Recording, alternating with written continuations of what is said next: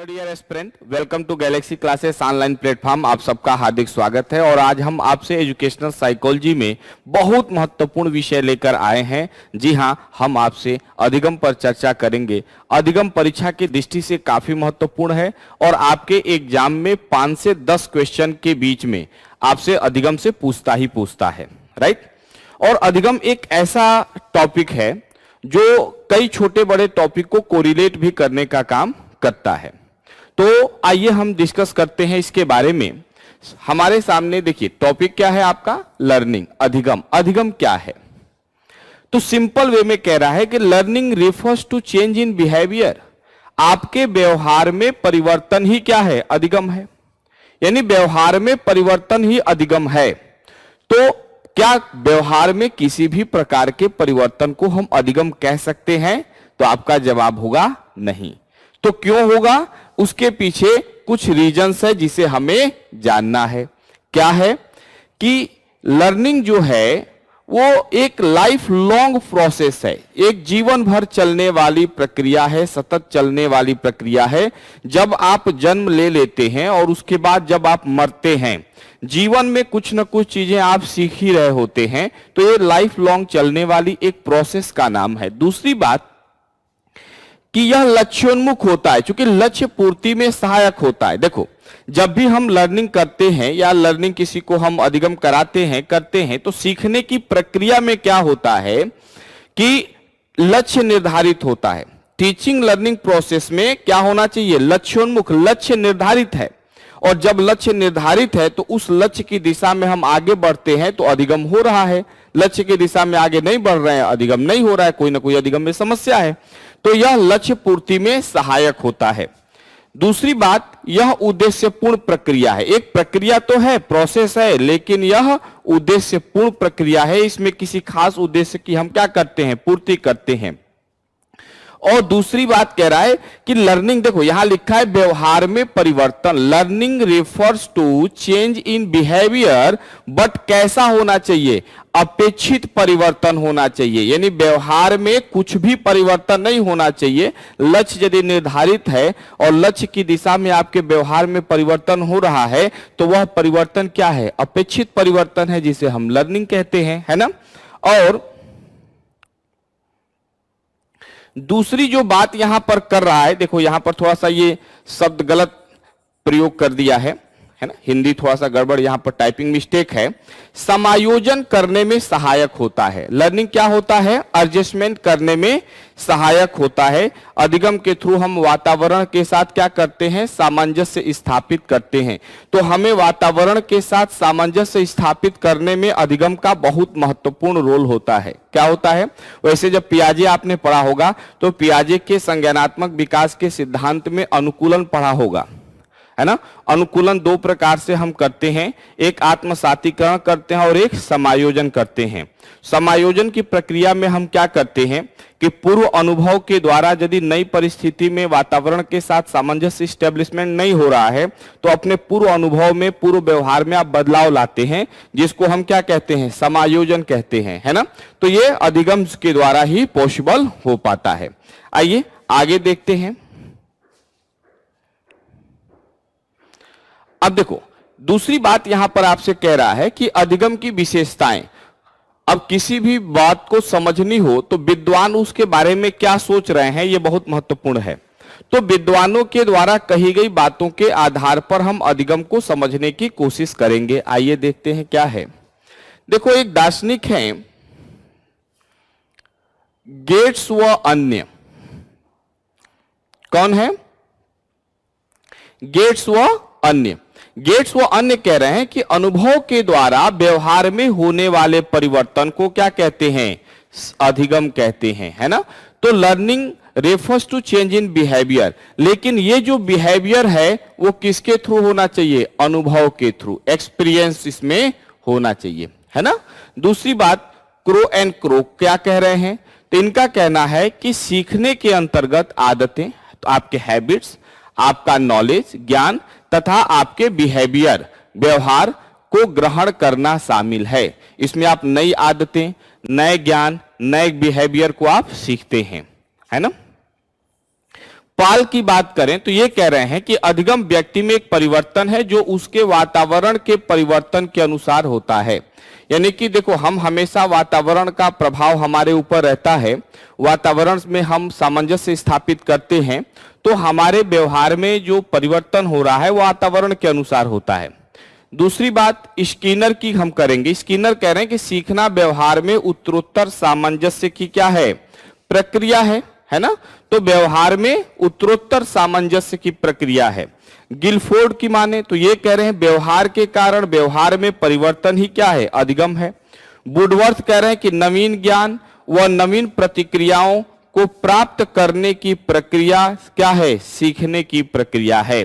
तो इन सारी बातों को सुनने के बाद एक बात आप स्पष्ट रूप से कह सकते हैं कि जो लर्निंग है,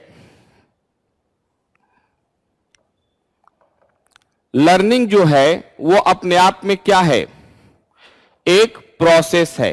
और ये प्रोसेस जो है वो लाइफ लॉन्ग प्रोसेस है, जीवन पर्यंत चलने वाली एक क्या है, प्रक्रिया है।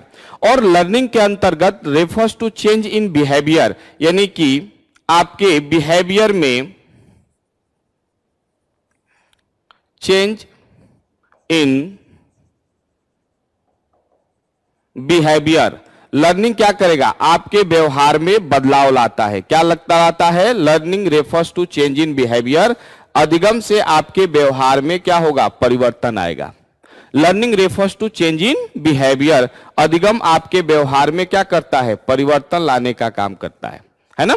तो और ये परिवर्तन क्या होना चाहिए, लक्ष्योन्मुख होना चाहिए। लक्ष्य पहले से क्या होता है, निर्धारित होता है, और लक्ष्य की दिशा में आप क्या होते हैं, आगे बढ़ते हैं। तो ऐसी चीजों को हम क्या कहते हैं, अधिगम कहते हैं, राइट।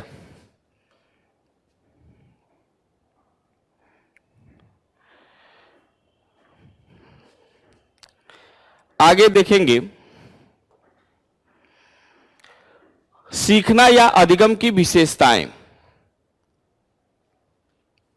अरे ठीक ना, सीखना या अधिगम की विशेषताएं।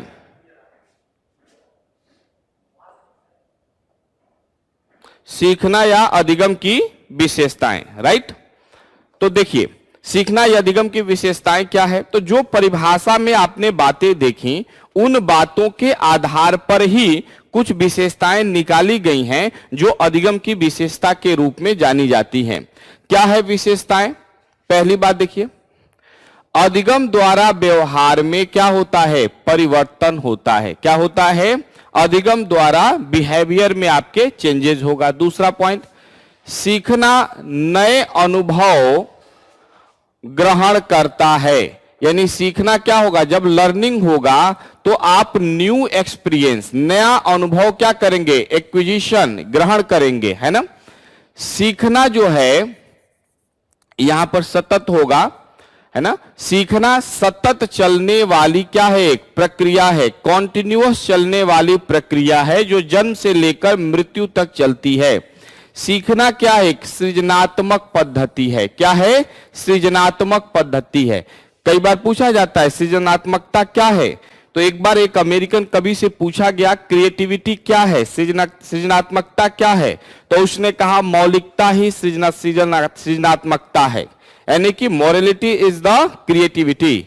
तो फिर पूछा गया मौलिकता क्या है, तो लेखक का जवाब था कि जब हम सामान्य ज्ञान से नया उत्पाद देते हैं जो उपयोगी होता है उसे ही हम क्या कहते हैं, मौलिकता कहते हैं, और वही क्या है, सृजनशीलता है ना। सीखना एक उद्देश्यपूर्ण प्रक्रिया है। क्या है, एक उद्देश्यपूर्ण प्रक्रिया। यानी उद्देश्य, आप जब भी किसी को लर्निंग कराएंगे तो उद्देश्य क्या करते हैं, निर्धारित आप करते हैं, है ना। अगली बात कह रहा है कि सीखना पूर्ण अनुभव पर आधारित, यहां पूर्व होगा, सीखना पूर्व अनुभव पर आधारित व्यवहार में परिवर्तन है जो गुणात्मक और परिमाणात्मक दोनों प्रकार का हो सकता है। क्या हो सकता है, यानी पूर्व अनुभव पर आधारित व्यवहार में परिवर्तन है जो गुणात्मक व परिमाणात्मक दोनों प्रकार का हो सकता है। अगली बात कह रहा है कि सीखना औपचारिक और अनौपचारिक दोनों ही परिस्थितियों में होता है। देखो, जब हम लोग एजुकेशन की बात करते हैं, शिक्षा की बात, तो दो प्रकार के शिक्षा की बात करते हैं, औपचारिक और अनौपचारिक। तो औपचारिक शिक्षा क्या है? देखो, जब सामने से शिक्षक शिक्षण विधियों का इस्तेमाल करते हुए एक निर्धारित पाठ्यक्रम के अनुरूप आपको शिक्षा देता है, वह औपचारिक शिक्षा होता है। जैसे स्कूल एजुकेशन, फील्ड एजुकेशन। जैसे field education in the sense कि जैसे शिक्षक, गेम टीचर जो है, स्पोर्ट टीचर आपको ले जाता है और खेल के नियम के अनुसार प्ले ग्राउंड पर खेलना सिखाता है, जहां शारीरिक कौशलों का विकास होता है, तो वह क्या है? वो भी एक प्रकार का औपचारिक शिक्षा होता है। विद्यालय में कक्षा कक्ष प्रक्रिया में शिक्षक आपको सामने से शिक्षण विधि के अनुरूप पढ़ाता है, आपका स्कूल टीचिंग क्या है? औपचारिक शिक्षा है। लेकिन आप अपने परिवार में, अपने पड़ोस में, अपने समाज में जो सीखते हैं वो अनौपचारिक शिक्षा है। और हमारे विकास में अनौपचारिक शिक्षा का बहुत योगदान है ना? इसका 20% ही योगदान है। दूसरी बात कह रहा है कि अधिगम सही या गलत, वांछित या अवांछित, दोनों ही प्रकार का हो सकता है। यानी लर्निंग जो है वो क्या होगा? वांछित भी होगा, अवांछित भी हो सकता है, सही भी हो सकता है, गलत भी हो सकता है। और इन सब चीजों के बाद यदि हम देखें तो लर्निंग एक सार्वभौमिक प्रक्रिया है। क्या है? यूनिवर्सल प्रोसेस है। एक सार्वभौमिक प्रक्रिया के रूप में हम अधिगम को देखते हैं, है ना? ये तमाम बातें यहां पर हमने इनके संबंध में डिस्कस की। अब देखो, दूसरी बात कह रहा है यहां पर अधिगम की प्रक्रिया के बारे में। किसकी बात कर रहा है? अधिगम की प्रक्रिया को। तो देखो, सीखना एक प्रक्रिया है, न कि परिणाम। ध्यान देना इस बात पर। लर्निंग जो है वो हमेशा एक प्रोसेस के रूप में होता है। लर्निंग एक रिजल्ट नहीं होता है। जब रिजल्ट होगा वहां हम परफॉर्मेंस वर्ड का इस्तेमाल कर सकते हैं, है ना? तो ध्यान देना कि अधिगम क्या है? एक प्रक्रिया है। क्या है? एक प्रोसेस है, न कि रिजल्ट है। सीखना क्या है? एक मानसिक प्रक्रिया है, एक मेंटल प्रोसेस है, कॉग्निटिव प्रोसेस है ना? क्योंकि इसमें क्या है कि आप अपने बुद्धि, अपने स्मृति, अपने तर्क, अपने चिंतन, सबका इस्तेमाल इस प्रक्रिया में आप करते हैं। इस प्रकार से यह एक मानसिक प्रक्रिया है। और दूसरी बात कह रहा है कि मानव का व्यक्तित्व अधिगम का ही प्रतिफल है। The personality of individual is the result of learning. मानव का जो व्यक्तित्व है वह क्या है? अधिगम का ही परिणाम है। तो अधिगम की जो प्रक्रिया है, ध्यान देना इसमें, उसमें हमने इस डायग्राम के माध्यम से चीजों को बताया है। ध्यान दीजिएगा इसको। क्या कह रहा है? सबसे पहली बात कि नए अनुभवों की क्या होती है? आपको प्राप्ति होती है। जब नए अनुभवों की प्राप्ति होती है तो आप कौशल, चिन्ह, हाथ आदि के रूप में पुराने अनुभव को क्या करते हैं? यहां पर क्या होगा? छाप होगा। यहां पर हाथ नहीं होगा, यहां पर सही टर्म है छाप, है ना? छाप आदि के रूप में पुराने अनुभवों को धारण करते हैं। दूसरी बात कह रहा है कि अनुभवों का विकास व संशोधन करते हैं। क्या करते हैं? अनुभवों का विकास व संशोधन। दूसरी बात कह रहा है कि अनुभवों का अभ्यास करते हैं और इसमें वृद्धि। आपका जो धीरे धीरे अनुभव होगा, है ना, वो अनुभव का प्रैक्टिस होगा, अभ्यास होगा और इसमें वृद्धि होगा। दूसरी बात क्या करें? नए अनुभवों का निर्माण, है ना? न्यू एक्सपीरियंसेस आप क्या करेंगे? क्रिएट करते हैं। और अगली बात कर रहा है कि नए वो पुराने अनुभवों का संगठन करते हैं। क्या करते हैं? नए और पुराने अनुभवों का संगठन। तो इस प्रकार से यह अधिगम की प्रक्रिया इस रूप में क्या करती है। अच्छा, इसमें आप कोई चेंजेस नहीं करेंगे, ये एकदम मनोवैज्ञानिकों के द्वारा बनाई गई प्रक्रिया है और वो इसी रूप में क्या होगी? आगे बढ़ेगी।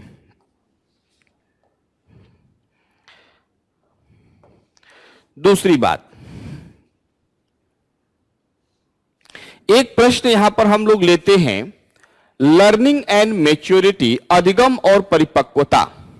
और कई बार विद्यार्थियों में अधिगम और परिपक्वता को लेकर कंफ्यूजन रहता है ना?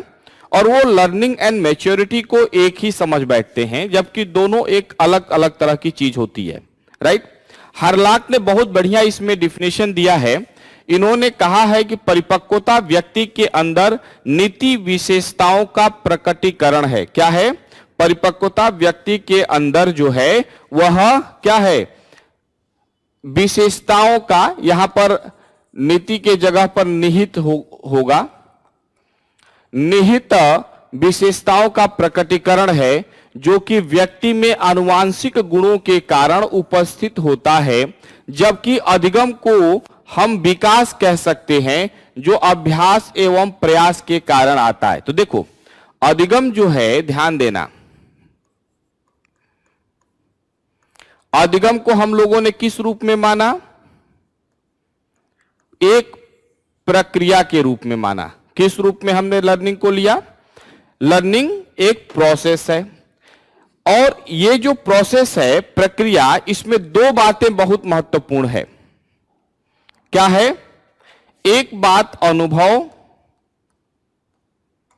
और दूसरा अभ्यास। तो देखोगे कि इस पर जो प्रभाव बनेगा अधिगम पर, इस पर वातावरण का प्रभाव है। ध्यान देना, वातावरण कोई भी चीज हो सकता है जो बाहर से आपको क्या करता है? प्रभावित करता है।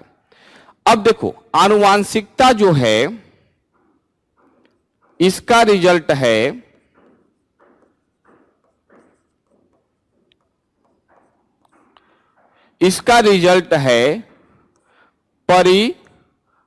परिपक्वता। क्या है? इसका रिजल्ट है मैच्योरिटी। तो मैच्योरिटी जो है वो आनुवांशिकता का देन है। जैसे किसी खास समय में किसी खास प्रकार के कार्य को करने के लिए जब आप शारीरिक और मानसिक रूप से तैयार हो जाते हैं तो उसे हम क्या कहते हैं? परिपक्वता कहते हैं। जैसे आप देखिए, जैसे आप चलना सीखते हैं, तो मान लीजिए आप बच्चे को चलना, तो बच्चा क्या ऐसे ही चलना सीख जाता है? नहीं, बच्चा एक खास उम्र में ही चलना सीख सकता है। उसके चलने का एक ठीक उम्र निर्धारित है, ये उसकी आनुवांशिकता है, जबकि चलना वो सीखता है। बच्चा एक खास उम्र में ही बोलना सीख सकता है ना? बोलने का एक खास उम्र होता है, ये उसका परिपक्वता है, जबकि बोलना बच्चा सीखता है, यह अधिगम है। तो ये परिपक्वता और अधिगम के बीच में क्या है? संबंध है ना? तो एक बच्चा देखो बोलना तभी सीखता है जब वह एक निश्चित आयु प्राप्त कर लेता है, यह परिपक्वता है।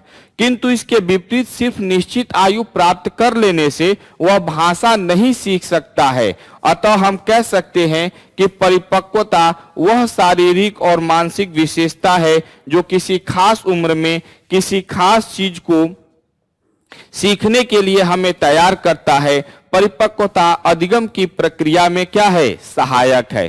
परिपक्वता क्या है? अधिगम की प्रक्रिया में एक सहायक चीज है। इस मामले में हमने यहां पर आपसे डिस्कस किया है ना। आगे देखते हैं, जैसे एक सिंपल सी बात देखिए, इन्होंने एक डायग्राम के द्वारा इसको समझिए।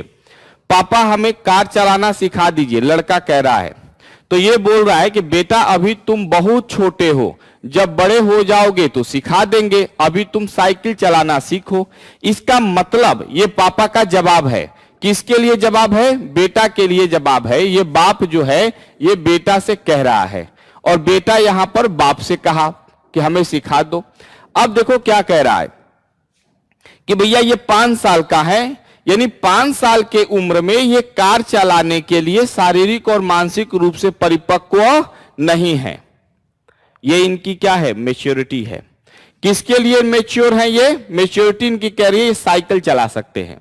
जब ये बड़े हो जाएंगे 15 साल 18 साल 20 साल तो ये कार चलाएंगे, तब वो कार चलाने के लिए शारीरिक और मानसिक रूप से परिपक्व हो गए होंगे। लेकिन 18-20 साल होते ही वो कार थोड़ी चला लेते हैं, कार चलाना सिखाया जाता है। तो कार चलाने के लिए शारीरिक और मानसिक रूप से परिपक्व होना ये परिपक्वता है, और कार चलाना सीखना क्या है? एक अधिगम है ना। यही बात कह रहा है ना। तो इस बात को इस तरीके से हमने डायग्राम बनाकर समझने की कोशिश की, और उम्मीद है ये बात आपको समझ में आ गई होगी। अब देखो एक बात यहां पर हम कर रहे हैं, अधिगम की आयाम। तो चूंकि अधिगम के आयाम पर यहां मर जानो होगा, मर जानो। देखो अधिगम के आयाम की जब हम बात करते हैं तो अलग अलग मनोवैज्ञानिकों ने अलग अलग तरह की बातें की हैं। तो बहुत सारी बातों को अध्ययन करने के बाद मरजानो व अन्य ने इस पर एक स्पष्टीकरण दिया और इसके थ्रू इन्होंने बताने की कोशिश की कि अधिगम के कुछ आयाम हैं जो निश्चित होते हैं। तो इन्होंने कहा कि अधिगम के आयाम एक व्यापक प्रतिमान है, छोटी मोटी कोई चीज नहीं है, एक व्यापक प्रतिमान है और सफल अधिगम के लिए 5 आयाम है ना आवश्यक हैं जो निम्नलिखित है। तो ये पूछेगा कि अधिगम का आयाम, तो मरजानो ने अधिगम के कितने आयाम बताए हैं? 5 आयाम बताए हैं।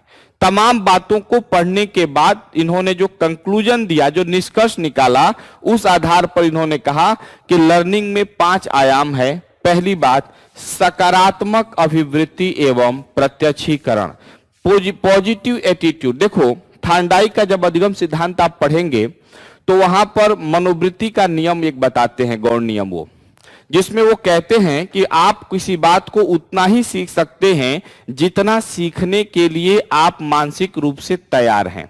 यानी जितनी बात आप सीखने के लिए आपका एटीट्यूड जितना पॉजिटिव होगा आप उतनी ही चीजों को सीख पाएंगे। यदि आपका एटीट्यूड निगेटिव है तो आप चीजों को नहीं सीख पाएंगे। दूसरी बात, ज्ञान की प्राप्ति व उसका एकीकरण, क्या करना है? एक्विजिशन ऑफ नॉलेज और उसका एकीकरण होना चाहिए। दूसरा, ज्ञान का विस्तार और समय के साथ उसमें सुधार भी होना चाहिए। ज्ञान का सार्थक प्रयोग होना चाहिए और मस्तिष्क की आदतें, है ना, तो मानसिक रूप से आपको बिल्कुल स्वस्थ होना चाहिए, आपको पॉजिटिव एटीट्यूड वाला होना चाहिए। अधिगम के लिए तो बहुत आवश्यक चीज है ना। आगे देखते हैं। तो ये मरजानो ने 5 आयाम बताए हैं। अब देखो दूसरी बात ये कह रहा है, अधिगम स्थानांतरण के बारे में। अधिगम के एक, यहां पर देखो ये थोड़ा सा मिस्टेक है, क्षेत्र होगा, यहां भी क्षेत्र होगा। अधिगम के एक क्षेत्र से दूसरे क्षेत्र में अनुभवों, आदतों, कौशलों तथा ज्ञान को बढ़ाए जाने का प्रशिक्षण या अधिगम का स्थानांतरण कहते हैं। क्या कह रहा है? अधिगम के एक क्षेत्र से दूसरे क्षेत्र में आपके अनुभव, आपकी हैबिट्स, आपकी स्किल तथा नॉलेज को बढ़ाए जाने का प्रशिक्षण ही क्या है? अधिगम का स्थानांतरण है। तो अधिगम के जो स्थानांतरण बताए गए हैं उसमें अधिगम के 3 स्थानांतरण बताए गए हैं, धनात्मक स्थानांतरण, ऋणात्मक स्थानांतरण और शून्य स्थानांतरण।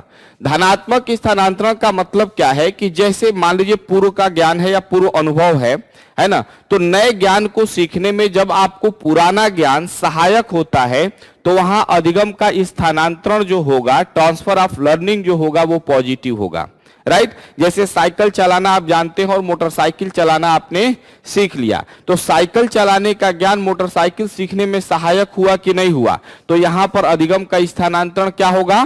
पॉजिटिव होगा। निगेटिव ट्रांसफर ऑफ लर्निंग ये कहता है कि जब पूर्व ज्ञान नए ज्ञान को सीखने में अवरोध उत्पन्न करता है तो ऐसी स्थिति को हम क्या कहते हैं? ट्रांसफर ऑफ लर्निंग जो है वो निगेटिव होता है। जैसे एक सिंपल एग्जांपल देखिए, जैसे आपको धीरे चलने की आदत है और आपको तेज चलाए जाने लगे तो आप अवरोध उत्पन्न होगा, आप कठिनाई महसूस करेंगे, है ना। तो धीमे चलने की आदत तेज चलने में अवरोध उत्पन्न कर रहा है, तो यहां पर अधिगम का ट्रांसफर क्या होगा? निगेटिव होगा, है ना। जैसे इन्होंने एक बहुत बढ़िया एग्जांपल देखो यहां पर हमने दिया है कि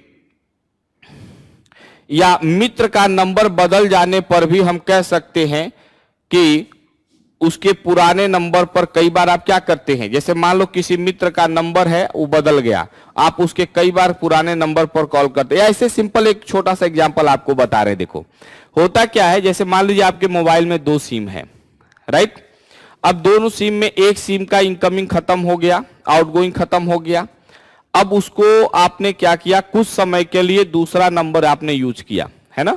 तो जब उस दौरान आप दूसरे सिम को यूज कर रहे हैं और आपको आदत है पहले वाले सिम को यूज करने की, तो अक्सर आप जानते हैं कि इसका आउटगोइंग खत्म है, फिर भी बटन उस पर जरूर दब जाता है। तो ये क्या है, ये लर्निंग ट्रांसफर यहां पर निगेटिव हो रहा है। जीरो ट्रांसफर ऑफ लर्निंग कह रहा है कि जब पूर्व ज्ञान नए ज्ञान को सीखने में ना तो सहायक होता है ना ही अवरोधक होता है, तो उसे हम लोग negative transfer zero transfer of learning कहते हैं। यानी कि आपका जो प्री एक्सपीरियंस है या प्री नॉलेज है, जो पहले का ज्ञान है, वो नए ज्ञान को सीखने में ना तो सहायता कर रहा है ना कोई अवरोध उत्पन्न कर रहा है। हिंदी भाषा जानते हैं और आप स्पेनिश सीख रहे हैं, तो हिंदी का ज्ञान स्पेनिश सीखने में ना तो सहायक होगा ना ही अवरोधक होगा, तो यहां पर ट्रांसफर ऑफ लर्निंग क्या होगा, जीरो हो जाएगा, है ना। तो इसे हम बोलते हैं zero transfer of learning, right. अब देखो, इसके अलावा यदि हम बात करें तो एक दार्शनिक है गिब्सन, ऑसगुड, पोस्टमैन, गिब्सन,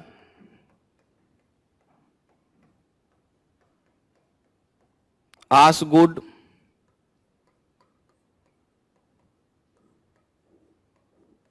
पोस्टमैन, है ना। तो गिब्सन, ऑसगुड, पोस्टमैन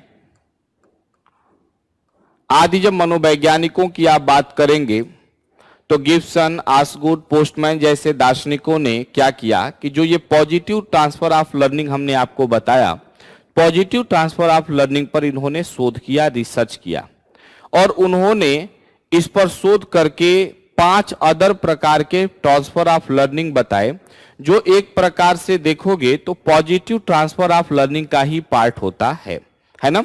एक क्वेश्चन आता है कि पॉजिटिव ट्रांसफर ऑफ लर्निंग निम्न में से किसे कहते हैं, तो उसमें चूंकि ये पांचों जो हम बता रहे हैं ये पांचों पॉजिटिव ट्रांसफर ऑफ लर्निंग होंगे, लेकिन उसमें सबसे नजदीक क्या होता है, ऊर्ध्व ट्रांसफर ऑफ लर्निंग एक तरह से देखोगे तो पॉजिटिव ट्रांसफर ऑफ लर्निंग का ही वो एक तरह से रूप होता है। बाकी भी उसी के तरह होते हैं, लेकिन उसको परीक्षा में ऐसे करके पूछा हुआ है तो उसको इस रूप में हम डिस्कस कर देते हैं। तो देखो इन्होंने क्या कहा कि एक स्थानांतरण पॉजिटिव इन लोगों के अनुसार, है ना, पार्श्व स्थानांतरण। तो इसमें कह रहा है पार्श्व स्थानांतरण में कि कक्षा की परिस्थिति में सीखी गई बात या ज्ञान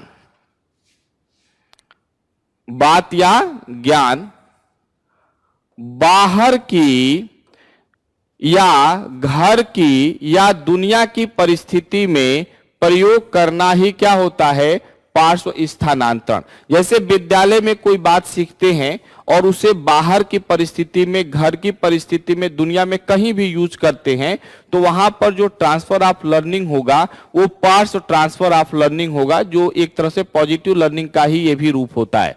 जैसे मान लीजिए विद्यालय में बच्चों को सिखाया गया, बच्चे यहां विद्यालय में पढ़ रहे हैं, इन स्कूल में बच्चे क्या सीखे, स्कूल में बच्चे सीखे 6 - 3 = 3। अब बाद में क्या हुआ, बच्चे घर गए, माता ने इनके सामने 6 देखो चॉकलेट रख दिया और पूछा बच्चे से कि बताओ इस 3 चॉकलेट ले लो और बताओ इसमें से कितने चॉकलेट हैं, है ना।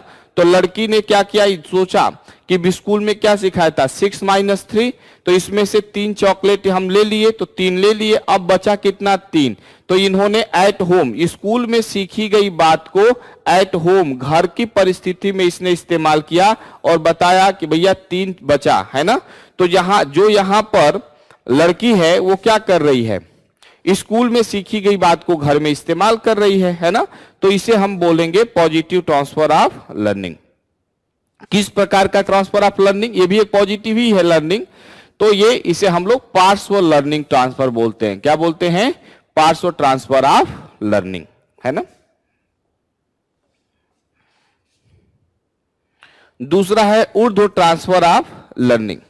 इसमें कह रहा है कि देखो पूर्व ज्ञान का उपयोग करते हुए अधिगम के वर्तमान स्तर को ऊंचा स्तर पर ले जाना। क्या करना, वर्तमान स्तर पर से ऊंचा स्तर पर ले जाना, यानी पूर्व ज्ञान को प्रयोग करते हुए या उपयोग करते हुए अधिगम के वर्तमान स्तर को ऊंचे स्तर पर ले जाना, है ना। तो देखो यहां पर क्या है कि पूर्व ज्ञान का, जैसे मान लो यहां पर एक एग्जाम्पल के थ्रू हम देख रहे हैं कि प्लस माइनस डिवाइडेशन मल्टीप्लिकेशन ये सब बच्चों को पढ़ाया गया, तो नियम बच्चों को सिखाया गया गुणा जोड़ घटाना भाग का, और बाद में जो है उसने इसका उपयोग करते हुए बॉडमास के सवाल को लगा रहा है। तो यहां वर्तमान ज्ञान से अधिगम के स्तर को ऊंचा ही तो ले जा रहा है। तो यहां पर ट्रांसफर ऑफ लर्निंग जो क्या होगा, ऊर्ध्व ट्रांसफर ऑफ यहां पर लर्निंग होगा, और इसे जो है हम लोग डायरेक्ट धनात्मक का भी रूप कह देते हैं। तो ये पूछा हुआ आपके एग्जाम में क्वेश्चन है ना। तो यहां पर क्या होगा कि वर्तमान ज्ञान का स्तर का प्रयोग करके इन्होंने क्या कर रहा है, अधिगम के स्तर को ऊंचा ले जा रहा है। पूर्व ज्ञान का उपयोग करते हुए अधिगम के वर्तमान स्तर को कहां ले जाना, तो ध्यान देना, ये जो इसको पहले गुणा जोड़ घटाना भाग हम बच्चों को सिखाते हैं, उसके बाद बॉडमास बताते हैं। तो यहाँ ये पूर्व ज्ञान के रूप में कार्य कर रहा है, और पूर्व ज्ञान की सहायता से अधिगम के वर्तमान स्तर को क्या कर रहा है, वो और ज्यादा ऊंचाई पर ले जाने का काम कर रहा है। तो अधिगम का ट्रांसफर यहां पर ऊर्ध्व होगा, है ना, ये ध्यान रखना। तीसरा जो है वो क्रमिक स्थानांतरण।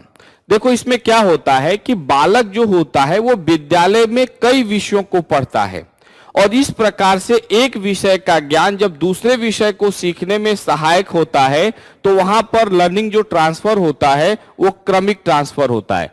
जैसे देखो स्पष्ट लिखा है कि बालक विद्यालय में एक विस्तृत विषयों का समूह पढ़ता है, जैसे कला, विज्ञान, गणित, है ना, गणित आदि का। जब गणित का ज्ञान विज्ञान सीखने में सहायक हो, अर्थात एक विषय का ज्ञान पूर्व ज्ञान के रूप में उसके अन्य विषय या दूसरे विषय को सीखने में सहायक है, तो यहां पर लर्निंग का ट्रांसफर क्या होगा, क्रमिक होता है। क्या होगा, लर्निंग का ट्रांसफर जो होता है वो क्रमिक होता है। तो ये ध्यान रखना। अगला जो ट्रांसफर ऑफ लर्निंग है उसे हम लोग क्षैतिज ट्रांसफर ऑफ लर्निंग कहते हैं। अब देखो ये क्षैतिज ट्रांसफर ऑफ लर्निंग है, एक बात ध्यान रखना, परीक्षा में ये बहुत कम पूछता है ना, क्योंकि इसे क्या है कि हम लोग पार्श्व व क्रमिक स्थानांतरण दोनों के लिए ही प्रयोग में लाया जाने वाला पद हम लोग समझ लेते हैं। क्या समझ लेते हैं, ध्यान देना, पार्श्व व क्रमिक दोनों के लिए, पार्श्व व क्रमिक स्थानांतरण दोनों के लिए प्रयोग में लाया जाने वाला पद समझते हैं। तो कह रहा है कि समान प्रकार की सीखी हुई सामग्री, समान प्रकार की सीखी हुई सामग्री को समान प्रकार की अन्य परिस्थितियों में सफलतापूर्वक प्रयोग करना, है ना। यानी कि एक प्रकार की जो बात आप सीखते हैं उसी प्रकार की परिस्थिति में जब उसे सफलतापूर्वक प्रयोग करते हैं, है ना, तो वहां पर जो ट्रांसफर ऑफ लर्निंग होता है वो क्षैतिज होता है, और इसे हम पार्श्व व क्रमिक दोनों के लिए प्रयोग में किया जाने वाला पद समझते हैं, है ना। तो इसीलिए परीक्षा में क्वेश्चन बनाकर कोई ऐसा आंसर नहीं देगा जिसका जवाब आपका क्षैतिज स्थानांतरण होगा, क्योंकि वो एग्जाम्पल पार्श्व या क्रमिक में भी सेट हो सकता है। तो पहले हम पार्श्व क्रमिक को प्राथमिकता देंगे। यदि पार्श्व क्रमिक ऑप्शन में न हो और आपको लगे कि या तो पार्श्व होगा और या तो क्षैतिज होगा, और ऑप्शन में पहले पार्श्व है तो पहले पार्श्व आप लगाएंगे, राइट। द्विपार्श्विक स्थानांतरण, ये आपके एग्जाम में बहुत पूछता है, बहुत इंपॉर्टेंट है, बहुत बार ये आपके एग्जाम में पूछा हुआ है। ये क्या होता है, इसमें क्या होता है, जैसे देखो हमारा जो बॉडी है ना, हमारे बॉडी में दो पार्ट है, लेफ्ट राइट। तो हमारे बॉडी में राइट और लेफ्ट ये दो पार्ट है। तो जब हमारे बॉडी का एक पार्ट कोई बात सीख रहा होता है तो ऑटोमेटिक हमारे बॉडी का दूसरा पार्ट भी सीख लेता है ना। तो इसे द्विपार्श्विक स्थानांतरण कहते हैं, है ना। कैसे, जैसे मान लो बच्चे को जब चलना तुम सिखाते हो तो एक पैर उसको आगे रख के चलना सिखाते हो, और धीरे से वो क्या होता है, उसका दूसरा पैर अपने आप बच्चा आगे कर देता है। हम एक हाथ से लिखना सीखते हैं, हमारा बायां हाथ भी लिखना सीख जाता है। देखो जैसे मान लो दाएं हाथ से हमने क लिखा, तो ऐसा थोड़ी है कि बायां हाथ हमारा नहीं सीखा है, बायां हाथ भी क लिखना सीख लिया है। तो एक हाथ जो बॉडी का पार्ट सीखता है उसका ट्रांसफर अपने आप क्या होता है, दूसरे पार्ट में हो जाता है। जब हमारे शरीर में दो भाग होते हैं, बायां दो दायां, जब हमारा दायां भाग कोई ज्ञान सीखता है तो उसका स्थानांतरण बाएं भाग में भी हो जाता है। जैसे दाएं हाथ से लिखने का ज्ञान बाएं हाथ में हो जाना, सिंपल बात है। तो इसे हम क्या कहेंगे, द्विपार्श्विक स्थानांतरण कहेंगे। ठीक, दूसरी बात देखो, ठीक जैसे यहां पर दिखाया है कि आपने एग्जाम्पल के थ्रू इसको समझ लेंगे कि एक हाथ हम क लिख रहे हैं यहां पे, तो हमारा ये हाथ भी क लिखना सीख गया है ना, तो यही बात कह रहा है। अब देखो दूसरी बात हम करेंगे, सीखने का वक्र व सीखने का पठार, है ना।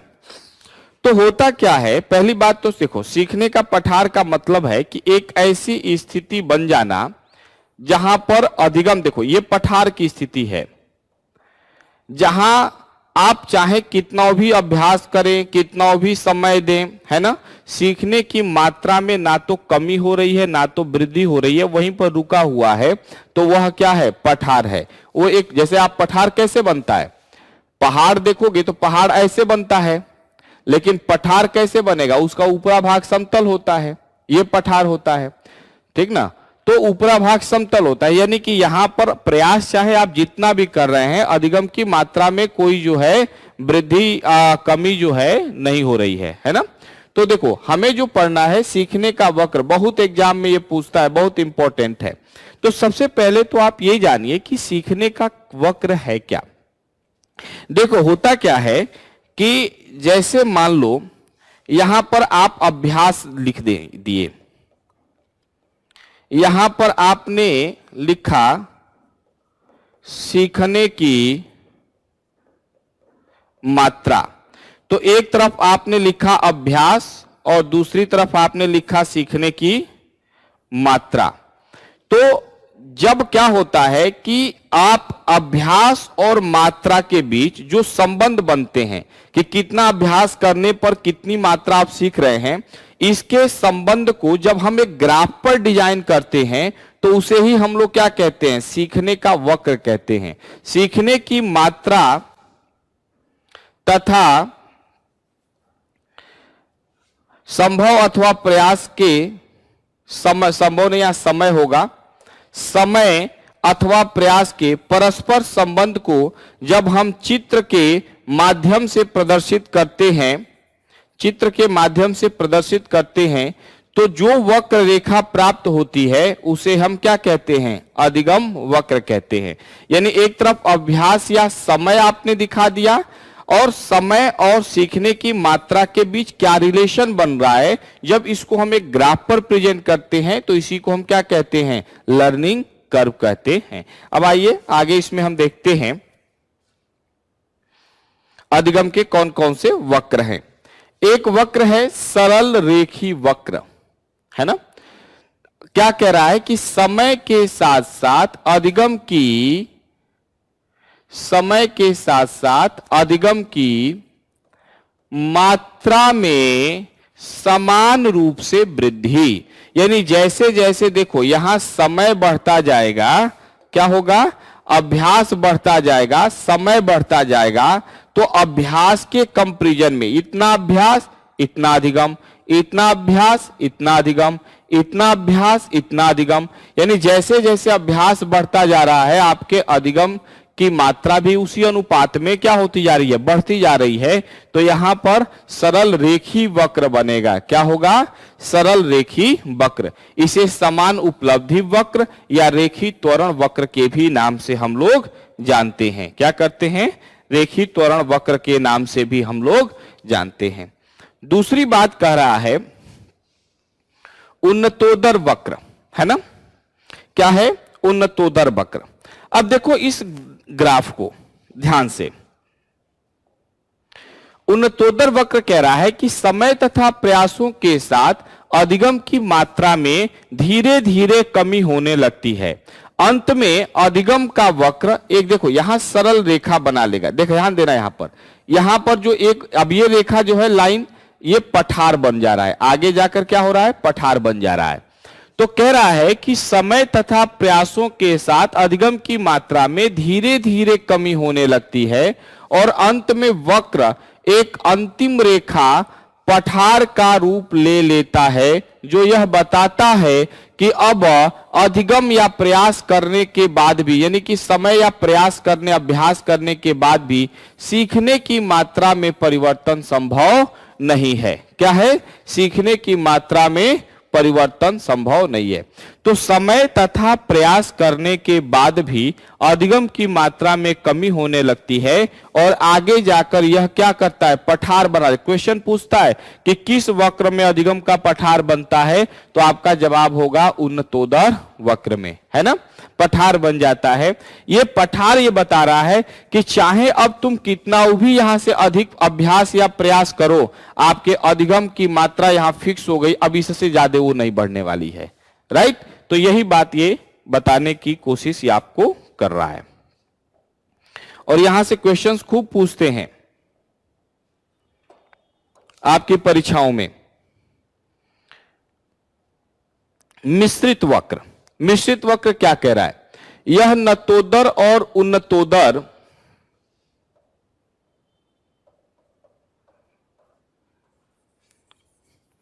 यह नतोदर और उन्नतोदर वक्र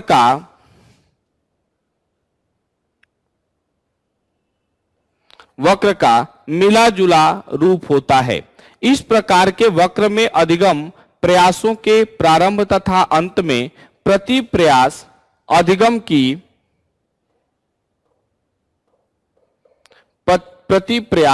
अधिगम की मात्रा कम होती है, जबकि बीच में प्रति प्रयास अधिगम की मात्रा अधिक होती है ना। इसे इस प्रकार के वक्र के नाम से हम लोग जानते हैं। तो मान लो ऐसे वक्र हम लोग, तो इसमें क्या होगा कि इसमें उन्नतोदर वक्र, ध्यान दीजिएगा, और नतोदर वक्र, इन दोनों का यह मिला जुला रूप है। तो एक वक्र ऐसे जा रहा है, एक वक्र ऐसे जा रहा है ना। तो ये दोनों का जब मिला जुला रूप होगा, ध्यान देंगे, तो ये दोनों मिलकर क्या बनाते हैं? ये ऐसे कर्व जो है बना लेते हैं। तो ये जो जब इसको हम डायग्राम पर प्रदर्शित करते हैं, तो इसे हम क्या कहते हैं? एस आकार का वक्र कहते हैं। क्या कहते हैं? एस आकार का वक्र कहते हैं। राइट? लेकिन इसमें यह ध्यान रखना, स्पष्ट रूप से कह रहा है कि वक्र में प्रयासों के आरंभ तथा अंत में प्रति प्रयास अधिगम की मात्रा कम होती है। यानी प्रारंभ में और अंत में प्रति प्रयास अधिगम की मात्रा कम होती है, और बीच में प्रयासों में, बीच के जो प्रयास होते हैं उसमें, बीच के प्रयासों में, है ना, बीच के प्रयासों में प्रति प्रयास अधिगम की मात्रा क्या होगी? अधिक होगी। ये बात आपको यहां पर ध्यान रखने की जरूरत है। राइट? इसको डायग्राम से दिखाया गया है ना।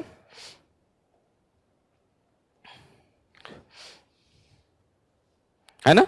तो ये तमाम बातें हमने जो है यहां पर आपके साथ डिस्कस की, और ये सारी बातें परीक्षा की दृष्टि से काफी महत्वपूर्ण है।